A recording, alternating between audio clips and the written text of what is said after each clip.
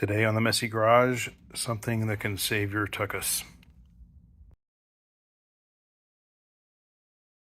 Hi, and welcome back to the Messy Garage, where we've kind of recovered to a messy state. Somehow I had it a little straight in here for a while. Anyway, so today I want to talk about the first in what I think will be a series, actually, of kind of those miracle savior butt tools. And this is one of the very first ones I got, certainly the first ones I thought of when someone said, oh, what are those Lifesaver tools? This Lang thread repair kit is one of them. So if you look, I kind of buggered up a thread here a little bit on this screw. I don't know if it's focusing very well. I think I got a little carried away, honestly, but you can kind of see how I flattened it. And that's bad.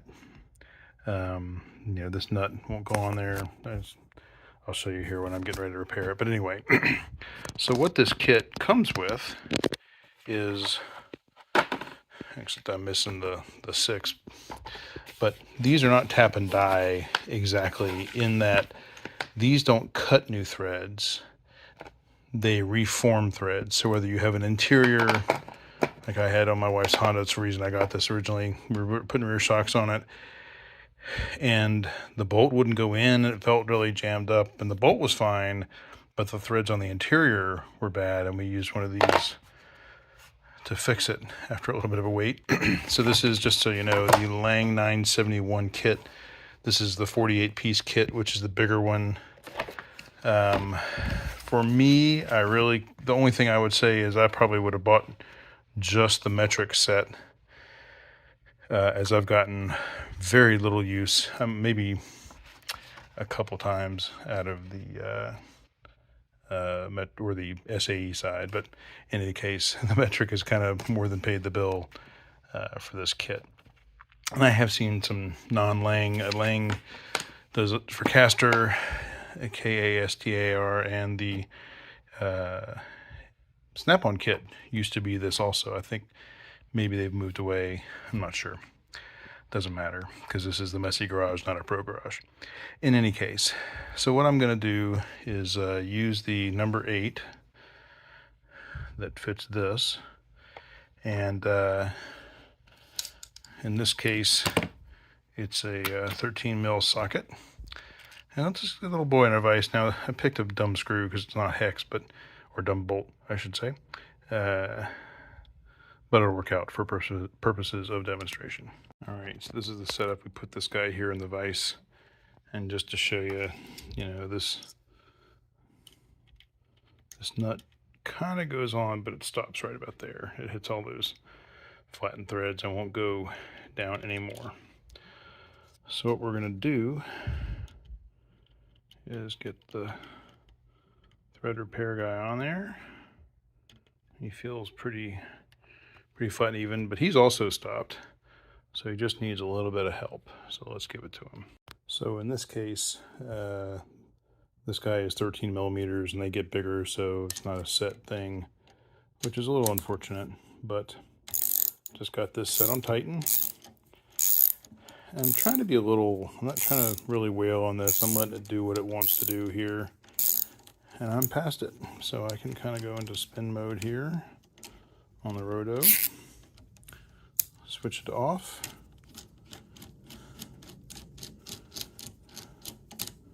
I can feel it a little bit still. Oh, well, we'll never find that again. Hopefully the thread is repaired. It went right into the car. Lordy. There's another rescue tool for that. Actually, this isn't the first one, but see how it goes on? No problem. And to be honest, I probably would have run that down again if I hadn't sent it into the nether worlds, just to make sure. But let's take this off and we'll look at it again. But the main important thing is this is now actually a usable bolt again. Not that my focus is helping you out there, but key thing, right? All right, let's get this guy on the bench. All right, by the services of actually the original life-saving tool, which is a magnet on a stick. If you're an early DIYer, this is an absolute necessity of the kit. especially I'm clumsy. You're going to be clumsy at first. Probably this thing will save you so much time and cussing. So bonus life-saving tool. Does not have to be tight, and I'd actually go to the Project Farm channel. He did a good roundup of all these things. But anyway, let's get in here. Now if you look, you can still see where the threads were, and this is kind of the area here where they're flattened. But if you pay attention to like the threads themselves, that is a successful set of threads, and they'll hold strength.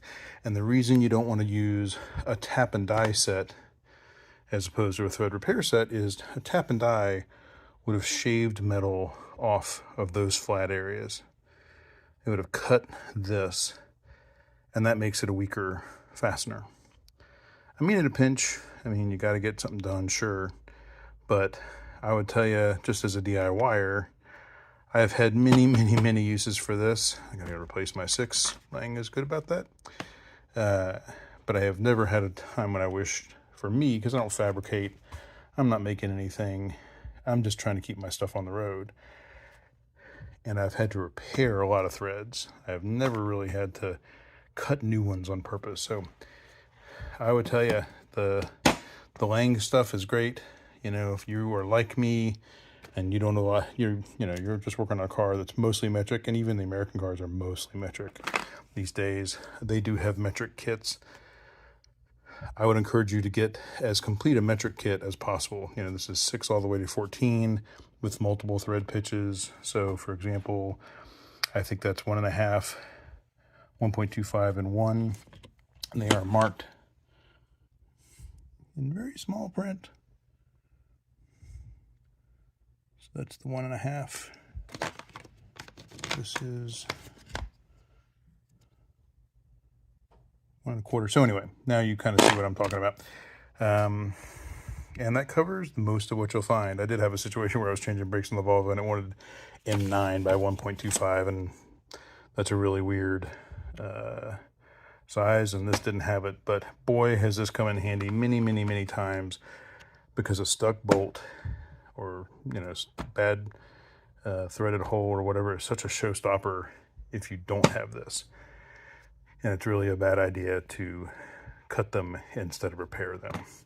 So that's the quickie thing on the Lang 971 thread repair kit. Stay messy.